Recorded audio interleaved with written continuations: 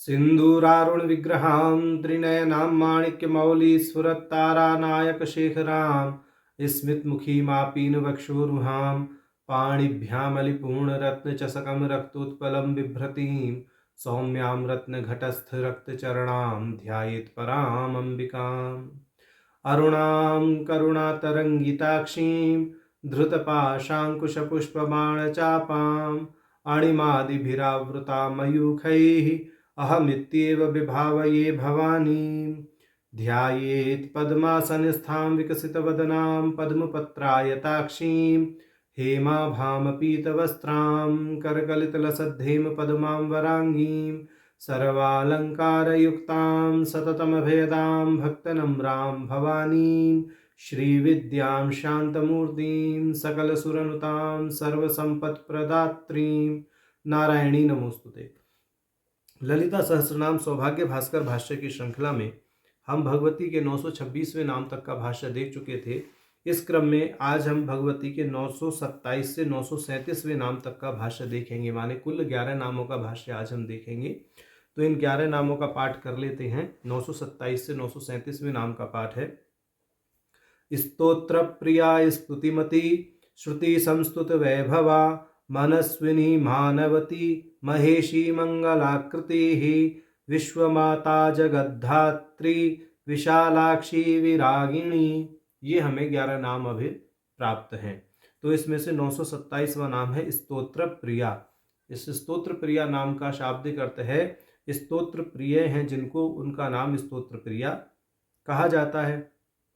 अब भाष्यकार जी कह रहे हैं स्तोत्र के विषय में, स्तोत्रम लौकिको गुणानुवादः षड्विधः। जो स्तोत्र है उसमें देवता के गुणों को गाया जाता है, गुणों को बताया जाता है। और ये जो स्तोत्र हैं इनके 6 लक्षण होते हैं या 6 प्रकार के स्तोत्र होते हैं। तो उसके विषय में कह रहे हैं, नमस्कारः तथा शीशश्च सिद्धांतोक्ति पराक्रमः विभूति प्रार्थना चेति षड्विधम स्तोत्र लक्षणम इति अभियुक्त उक्तः।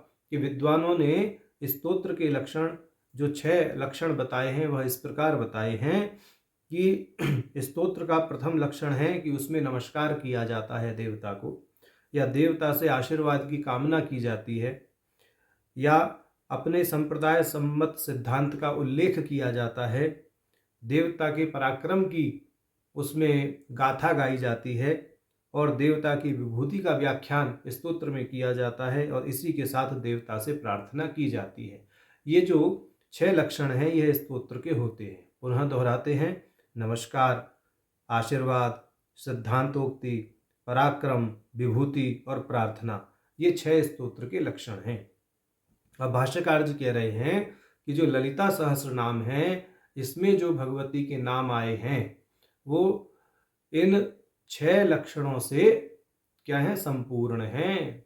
किस दृष्टि से संपूर्ण है, तो यहां उदाहरण दे रहे हैं। कह रहे हैं, त्रिजगत वंद्या स्वस्ति मती मिथ्या जगत अधिष्ठाना भंडा सुरेंद्र निर्मुक्त शस्त्र प्रत्यस्त्र वर्षणी इच्छा शक्ति ज्ञान शक्ति क्रिया शक्ति स्वरूपिणी और साम्राज्य दायिनी इत्यादि नाम रूपः प्रगीत मंत्र साध्यक गुणी निष्ठ गुणाभिधानम वैदिकम स्तोत्रम व प्रियम यस्याः। ये कह रहे हैं कि ये जो हमने यहाँ 6 नामों का उदाहरण दिया है, इन 6 नामों को जो स्तोत्र के 6 लक्षण बताए गए हैं उनसे जोड़ करके देखिए तो यह पता लग जाएगा कि जो ललिता सहस्र नाम है वह भी इन 6 लक्षणों से युक्त है। स्तोत्र के जो 6 लक्षण बताए गए हैं उनसे युक्त है।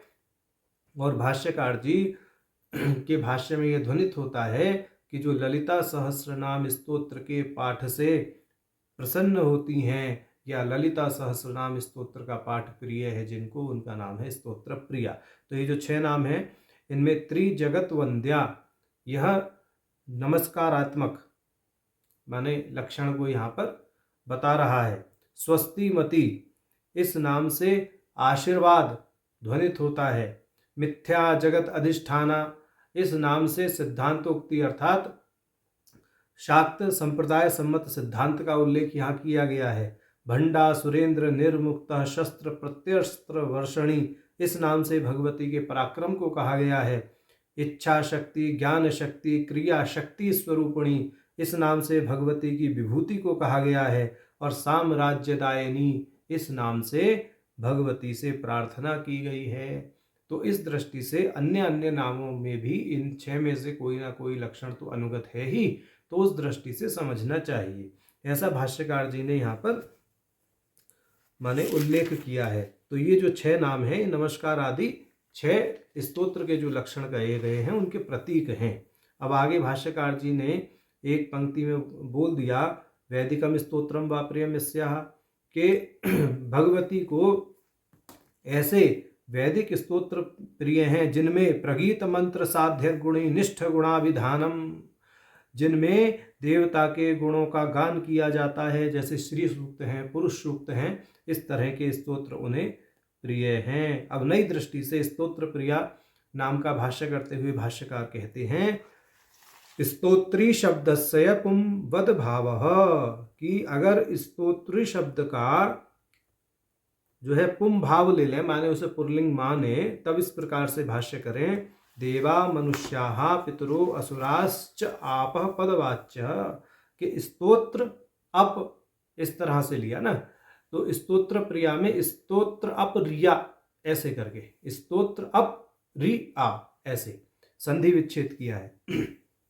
तो स्तोत्र को तो इन्होंने पुल्लिंग भाव में ले लिया और कहते हैं इसका जो अर्थ है स्तोत्रापह, कि वह जल जिसकी स्तुति की जाती है, ऐसा जल जिन्हें प्रिय है, वह भगवती स्तोत्र प्रिया कही गई हैं।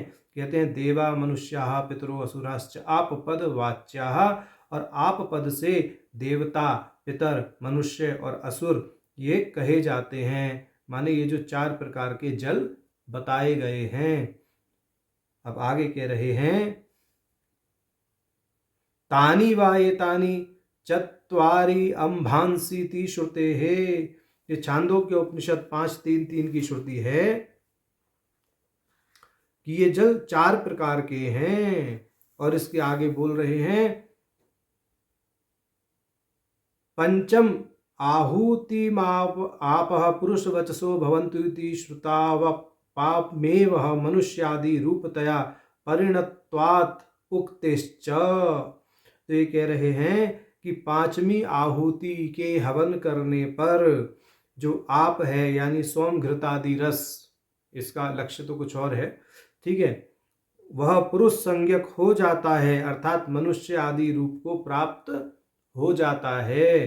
तो इस दृष्टि से इस प्रकार का जो रस है, इस प्रकार का जो आप है, जो स्तोत्र अप्रिया जो कहा गया है, वो इस दृष्टि से कहा गया है। इस प्रकार का जल प्रिय है जिनको देव, मनुष्य, पितर, असुर आदि जो जल हैं, ये 4 प्रकार के, यह जल जिन्हें प्रिय हैं वह भगवती स्तोत्र प्रिया नाम से कही गई हैं। अब आगे कह रहे हैं, आपो वा इदं सर्वम इति श्रुतिश्च, महानारायणो उपनिषद 14:1, यह श्रुति है कि यह सब कुछ जल ही है, और जो समस्त सृष्टि है जो जल से परिपूर्ण है, माने ये जो जल यहाँ पर बताया गया है, जो स्तुति करने योग्य जल है, ऐसे जल से संपूर्ण यह सृष्टि संतृप्त है। ऐसा जल जिसे प्रिय है वह भगवती स्तोत्र प्रिया नाम से कही गई हैं। अब आगे 928वां नाम है स्तुतिमती।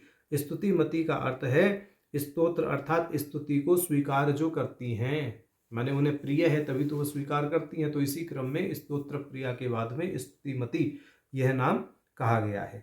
भाष्यकार जी कह रहे हैं, स्तुति ही अस्याम कर्मता संबंधे नास्तीति स्तुतिमती स्तुत्या मतिश्च ईश्च या इति वा। तो ये कह रहे हैं स्तोत्रों को स्वीकार करती हैं जो वह भगवती स्तुतिमती हैं। और दूसरी दृष्टि से स्तुतिमती का संधि विच्छेद इस प्रकार कर लीजिए, स्तुति मती और ई माने जो चतुर्थ स्वर है, तुरीय स्वर ईकार। तो यहाँ पे स्तुति शब्द का अर्थ स्तोत्र, मति शब्द का अर्थ है बुद्धि, और जो तुरीय स्वर ईकार है उससे प्रभुत्व को समझना चाहिए। तो अब आगे कह रहे हैं भाष्यकार जी, यत स्तुत्या ज्ञान ऐश्वर्य लभ्यते सेति यावत। तो इस प्रकार संधि विच्छेद करके स्तुति मति ई, यह जो संधि विच्छेद किया गया है इससे इस प्रकार अर्थ लेना चाहिए, जिनकी स्तुति करने से ज्ञान एवं प्रभुत्व की प्राप्ति होती है, बुद्धि और प्रभुत्व की प्राप्ति होती है, वह भगवती स्तुति मति नाम से कही गई हैं। ऐसा। अब 929वां नाम हमें प्राप्त है श्रुति संस्तुत वैभवा। इसका शाब्दिक अर्थ है श्रुतियों के द्वारा जिनके वैभव की स्तुति की गई है या श्रुतियों में जिनके वैभव को बताया गया है, वह भगवती श्रुति संस्तुत वैभवा नाम से कही गई है। भाष्यकार जी कह रहे हैं, श्रुति भी ही सम्यक स्तुतम परिचितम वा वैभवम विभुत्वम यस्याहा। तो जिनकी विभूति का परिचय शास्त्रों के द्वारा दिया गया है वह भगवती श्रुति संस्तुत वैभवा हैं। अब आगे कोश के आधार पर कह रहे हैं ये, संस्तवः स्यात् परिचय इति कोशः। कोश के द्वारा संस्तवः का अर्थ है अनुभव या परिचय, माने जो कोश हैं, शब्द कोश हैं, उनमें संस्तवः पद का अर्थ परिचय बताया गया है। तो कहते हैं श्रुति शब्द चतुसंख्या परो वा। जो श्रुति शब्द है वह 4 संख्या का बोधक है। और आगे युगाब्धयोर्धाः श्रुतयश्चतस्रः इति छंद सुधाकरात्। छंद सुधाकर का वचन है युगाब्धयोर्धाः श्रुतिश्चतस्रः। तो जो श्रुति हैं वह 4 हैं, और जो हमारा बृहव्रचोष उपनिषद है उसमें कुछ ऐसा कहा गया है, शरीरः पुरुष छंदः पुरुष वेद पुरुष महापुरुष इति बृहव्रचोपनिषद उक्तः चतुर्व्यूह स्वरूपात्यर्थः। कि 4 श्रुति हैं और 4 ही क्या हैं, पुरुष हैं। यह जो पुरुष हैं यह जिनका स्वरूप हैं वह भगवती श्रुति संस्तुत वैभवा कही गई हैं। श्रुति माने 4, संस्तुत माने परिचय। और किस प्रकार का परिचय, शरीर पुरुष छंद पुरुष वेद पुरुष और महापुरुष के रूप में जो अभिव्यक्त हैं, इस प्रकार का परिचय जिनका है वह भगवती श्रुति संस्तुत वैभवा नाम से कही गई हैं। कह रहे कूर्म पुराणे भी, कूर्म पुराण में भी ऐसा कहा गया है, चतस्रः शक्तयो देव्याः स्वरूपत्वे व्यवस्थिताः अधिष्ठानवशात् तस्याः शृणुध्वं मुनिपुंगवाः शक्तिर्विद्या प्रतिष्ठाश्च निवृत्तिश्चित्ताः स्मृताः चतुर्व्यूहस्ततो देवः प्रोच्यते परमेश्वरः अनया परमो देवः स्वात्मानन्दं समश्नुते चतुर्वर्ष्वीश्च देवेषु चतुर्मूर्ति महेश्वरः। ये कह रहे हैं कि भाई कूर्म पुराण में ऐसा कहा गया है कि देवी की 4 शक्तियां हैं जो कि भगवती का ही स्वरूप मानी जाती हैं। और ये 4 शक्तियां कौन कौन सी हैं, शांता विद्या प्रतिष्ठा और निवृत्ति। एक शांत्यातीता कला भी है, उसको यहाँ पर सम्मिलित नहीं किया गया है। शांता विद्या प्रतिष्ठा और निवृत्ति कला को ही यहाँ सम्मिलित किया गया है। तो ये जो हैं, ये जो 4 शक्तियां हैं ये भगवती का ही स्वरूप मानी गई हैं, जिनका आधार साक्षात भगवती ही हैं। इसलिए परम तत्व को चतुर्व्यूह कहा गया है। इन 4 शक्तियों के बल पर ही वे स्वात्मानंद में रमण करते हैं, और इसीलिए भगवान पशुपति महेश्वर की मूर्ति भी चतुर्मुखी है। जैसा कि नेपाल में काठमांडू में भगवान जो पशुपति नाथ हैं उनकी जो प्रतिमा है वह चतुर्मुखी है। क्यों? क्योंकि वह अपनी 4 शक्तियां शांता विद्या प्रतिष्ठा और निवृत्ति से क्या है, समलंकृत हैं। और जो शांतातीता कला है वह तो साक्षात स्वयं शिव और शक्ति का एकीभूत स्वरूप ही है। ऐसा करके यहाँ पे इन 4 शक्तियों का व्याख्यान किया गया है। श्रुति पद से इन 4 शक्तियों का व्याख्यान किया गया है। जो श्रुति अर्थात 4, संस्तुत माने परिचय और वैभवा माने संयुक्त है, ऐश्वर्यशाली हैं। जो तो माने 4 शक्तियों से, कौन कौन सी शक्तियों से, शांता विद्या प्रतिष्ठा निवृत्ति, इन 4 शक्तियों से समलंकृत होते हुए जो माने समस्त जगत पर अपना वैभव या समस्त जगत पर अपना ऐश्वर्य फैलाए हुए हैं। ऐसे परम शिव जो भगवती ललिता से अभिन्न हैं, इसी माने संबंध के बल पर भगवती ललिता को भी श्रुति संस्तुत वैभवा नाम से कहा गया है। ऐसा यहाँ पर ध्वनित होता है भाष्यकार के भाष्य में। अब 930वां नाम हमें प्राप्त है मनस्विनी, अर्थात जो अपने मन की स्वामिनी हैं, माने सर्वतंत्र स्वतंत्र हैं, अपने ऊपर स्वयं का ही उनका शासन चलता है, कोई उनके ऊपर शासन नहीं करता, इसलिए उनको मनस्विनी कहा गया है। कहते हैं मनोवस्याः स्वतंत्रतया तिष्ठति न तु पराधीन वृत्तिकत्वेन इति मनस्विनी, कि उनका मन सर्वथा स्वतंत्र है, अर्थात उनके मन में किसी अन्य प्रकार की वृत्ति के प्रति अधीनता नहीं है, माने उनके मन में किसी भी प्रकार की ऐसी वृत्तियां उद्भूत नहीं होती जिनके वशीभूत होकर के वो लौकिक पदार्थों में आसक्त हो जाएं, जैसे सामान्य नरकिंकर हो जाते हैं। जो मनुष्य हैं वह प्राय मन की वृत्तियों के अधीन होकर के रहते हैं। बोले कि वो भगवती तत्व ऐसा तत्व है कि वह अपने किसी भी इस प्रकार की मानसिक वृत्ति के वशीभूत होकर के आसक्त नहीं होता, इसलिए उन्हें मनस्विनी कहा गया है। वह अपने मन की स्वामिनी है, अपने मन पर स्वयं शासन करती हैं, ना कि उनका मन उन पर शासन करता है या मन की वृत्तियां उनको दूषित नहीं कर पाती, ऐसे कहने का तात्पर्य है। अब आगे कह रहे हैं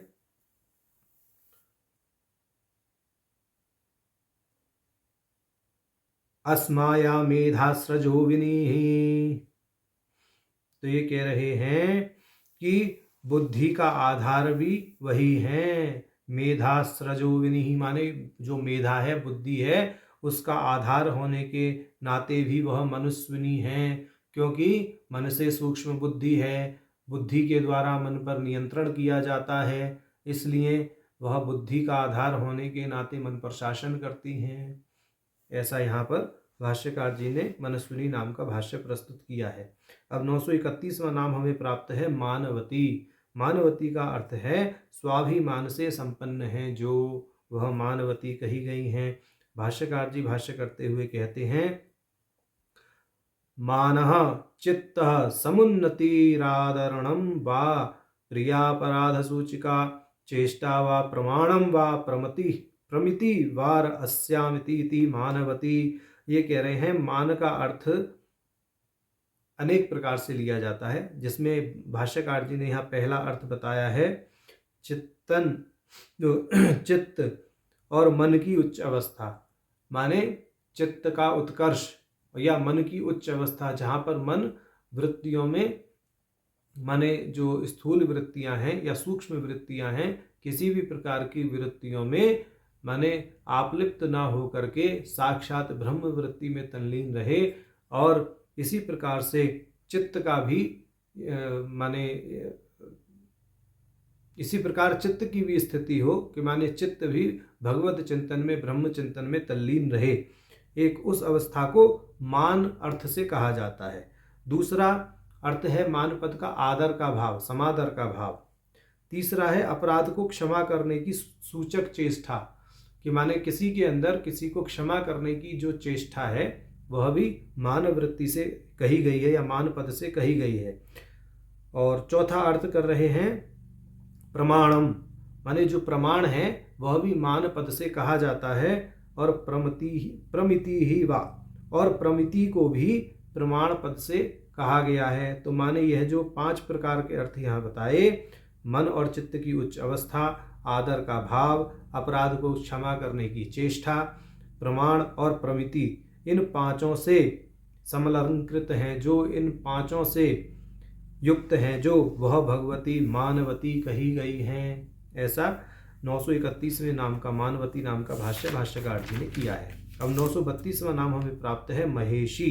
महेशी अर्थात भगवान शिव की पत्नी, महेश की पत्नी महेशी, ऐसा भाष्यकार जी कह रहे हैं महेशस्य स्त्री महेशी, जो भगवान महेश अर्थात शिव की अर्धांगिनी हैं, वह महेशी साक्षात भगवती ललिता त्रिपुर सुंदरी हैं। तो ऐसा यहाँ पर अर्थ किया है। कहते हैं उक्तंच देवी पुराणे, कि देवी पुराण में कहा गया है इस विषय में महादेवा तत्समुत्पन्ना महद्भिर्यत आद्रता महेशस्य वधुर्यस्मात् महेशी तेन सा स्मृता। तो ये कह रहे हैं वह महादेव से उत्पन्न हुई और महादेव की अर्धांगिनी है, इसलिए उन्हें महेशी कहते हैं, और महान जनों द्वारा उनकी आराधना की जाती है, इसलिए भी वह महेशी कहलाती हैं। ऐसा भाष्यकार जी ने यहाँ देवी पुराण का प्रमाण देके अपने कथन को पुष्ट किया है। अब 933वां नाम हमें प्राप्त है मंगलाकृति, अर्थात मंगल कल्याणकारी रूप है जिनका, माने मंगल रूपा आकृति यस्याः, कल्याणकारी आकृति है जिनकी, वह भगवती मंगलाकृति ही नाम से कही गई हैं। अब हमें अगला नाम प्राप्त है 934वां विश्व माता, माने अखिल ब्रह्मांड की जो माता हैं, अखिल ब्रह्मांड की जो जननी हैं, वह भगवती विश्व माता नाम से कही गई हैं। अब भाष्यकार जी भाष्य करते हुए कहते हैं विश्वस्य जगतो विष्णु वा माता, विश्व की अर्थात जगत की, अथवा विश्व पद से विष्णु को भी कहा जाता है, उस विष्णु की जो माता हैं या उस विष्णु का जो कारण है, ऐसे करके। वस्तुतः भगवान विष्णु का कोई कारण नहीं है, भगवती विष्णु में, ब्रह्म में, विष्णु में अभेद ही है, परंतु यहाँ जो शाक्त संप्रदाय की दृष्टि है उसके आधार से भाष्य किया जा रहा है। तो ऐसा समझना चाहिए भगवान विष्णु की जो माता है, भगवान विष्णु की उत्पत्ति का जो कारण है, माने भगवान विष्णु जो सृष्टि का पालन करते हैं, वह सगुण ईश्वर जो हैं, उन ईश्वर की उत्पत्ति का जो कारण है, परब्रह्म की जो माया है, जिस माया के बल पर वह परब्रह्म सृष्टि करते हैं तो ब्रह्मा कहलाते हैं, पालन करते हैं तो विष्णु कहलाते हैं, संहार करते हैं तो शिव या रुद्र कहलाते हैं, जब अनुग्रह करते हैं तो गणपति कहलाते हैं, तिरोधान करते हैं तो भगवती कहलाते हैं। तो इस दृष्टि से यहाँ पर विष्णु पद का अर्थ लेना चाहिए। तो कह रहे हैं विश्वस्य जगतो विष्णुर्वा माता, जो विश्व की, जगत की अथवा विष्णु की माता हैं, वह विश्व माता कहलाती हैं। कहते हैं सो महापवत इत्युपक्रम्य है जनितोत विष्णुरिति श्रुते है, कि ऋग्वेद 9:96 वहाँ कहा है सौमः पवते जनिता मतीनं जनिता दिवो जनिता पृथिव्याः जनिताग्निर्जनिता सूर्यस्य जनितेन्द्रियस्य जनितोत विष्णुः। अर्थात पवित्र स्तोत्रों के पिता सोम आगे की ओर प्रवाहित होते हैं, वे पृथ्वी के पिता हैं, स्वर्ग के पिता हैं, अग्नि के पिता हैं, सूर्य के जनक हैं, वे पिता हैं जिन्होंने इंद्र और विष्णु को जन्म दिया। अर्थात समस्त इस ब्रह्मांड के जो जनक हैं वह साक्षात परब्रह्म परमात्मा ही हैं, और उन परब्रह्म परमात्मा की जो अभिन्न स्वभाव भूता शक्ति हैं वह भगवती ललिता त्रिपुर सुंदरी हैं, और परब्रह्म और उनकी स्वभाव भूता शक्ति में अभेद होने के नाते उनको विश्व माता कहा गया है, क्योंकि विश्व का कारण परब्रह्म और उनकी अंग भूता शक्ति, स्वभाव भूता शक्ति भगवती ललिता, दोनों में अभेद, इसलिए विश्व माता भगवती ललिता को कहा जाता है। ऐसा यहाँ पर भाष्यकार जी ने स्पष्ट किया है। अब हमें 935वां नाम प्राप्त है जगद्धात्री, अर्थात ब्रह्मांड को धारण करने वाली जो शक्ति हैं, ब्रह्मांड का पालन करने वाली जो शक्ति हैं, वह भगवती जगद्धात्री कही गई हैं।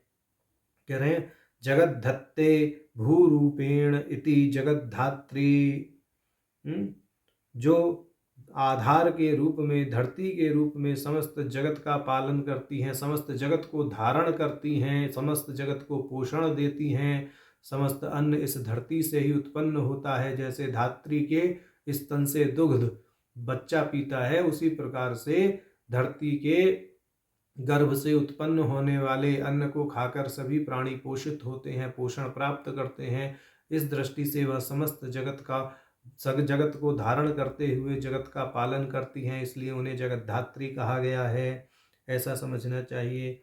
अब आगे कह रहे हैं उपमाता व पालकत्वात्, मतलब धात्री उपमाता भी होती हैं, तो उस उपमाता को ही यहाँ पर बताया जा रहा है कि वह पालकत्वात् सभी का पालन करती हैं, इसलिए वह माने उपमाता की तरह वह सभी का, धाय माँ की तरह वह सभी का पालन करती हैं, इसलिए उन्हें जगद्धात्री कहा जाता है। अब ये बृहदारण्यक उपनिषद 4:4-22 यह श्रुति प्रमाण के रूप में दे रहे हैं। भाष्यकार कह रहे हैं, एष भूतपाल एष सेतुर्विधरण एषाम लोकानाम संभेदायेति कांडवश्रुते। कांडवश्रुति यह है बृहदारण्यक के उपनिषद 4:4-22। वे ब्रह्मांड को स्थिर रखती हैं, प्राणियों में व्यवस्था रखने के लिए वे एक दृढ़ सेतु के समान हैं, इसलिए उन्हें जगत धात्री कहा जाता है। देवी पुराण में भी ऐसा कहा गया है। यस्माद्धारयते लोकान् वृत्तिमेषां ददाति च रुधान् धारते जगद्धातुर्जगद्धात्री मता बुधैः। कि लोक को धारण करने के साथ साथ वे उसे स्थिर भी रखती हैं, अर्थात उसका पालन भी करती हैं, पोषण भी करती हैं, उसकी स्थिति बनाए रखती हैं। तो मूल धातु धा का अर्थ धारण करना है, अतः बुद्धिमान पुरुष उन्हें जगत की धात्री या जगत धात्री कहते हैं। तो ऐसा जगत धात्री नाम का भाष्य भाष्यकार जी ने किया है। अब 936वां नाम हमें प्राप्त है विशालाक्षी, माने विशाल नेत्रों वाली, जिनके नेत्र विशाल हैं, विकट हैं, ऐसी भगवती को विशालाक्षी कहा गया है। भाष्यकार जी भाष्य करते हुए कहते हैं, विशाले विस्तीर्णे अक्षिणी यस्याः, विस्तीर्ण अर्थात विस्तार युक्त नेत्र हैं जिनके, वह भगवती विशालाक्षी कही गई हैं। सा वाराणसी पीठाभिमानिनी वाराणस्याम विशालाक्षी तीति पाद्मात। की पद्म पुराण का वचन है कि वाराणसी की जो अधिष्ठात्री देवी हैं, वाराणसी पीठ की जो अभिमानी देवता हैं वह विशालाक्षी हैं। तो वाराणसी की अधिष्ठात्री देवता से अभिन्न है जो वह भगवती विशालाक्षी नाम से कही गई हैं। अब नई दृष्टि से भाष्य कर रहे हैं। भाष्यकार कह रहे हैं, विशाला शब्दो बद्रिकाश्रम वाचकोपी, कि जो विशाल शब्द है वह माने हिमालय में स्थित बद्रिकाश्रम में जो विराजमान भगवान बद्री विशाल हैं उनका सूचक है। हिमवद वृत्तित्व साधर्मेण नेपाल पीठ पर, और चूंकि हिमालय क्षेत्र में ही नेपाल पीठ भी है, इस दृष्टि से नेपाल पीठ को भी विशाल पद से कहा जाता है। तो जो विशाल पद है वह बद्री विशाल के लिए भी प्रयुक्त है और नेपाल पीठ के लिए भी प्रयुक्त है। अब कह रहे हैं, तस्य च पीठन्यास प्रकरणे नेत्र स्थाने न्यासो ब्रह्मांड पुराणादौ विहितः।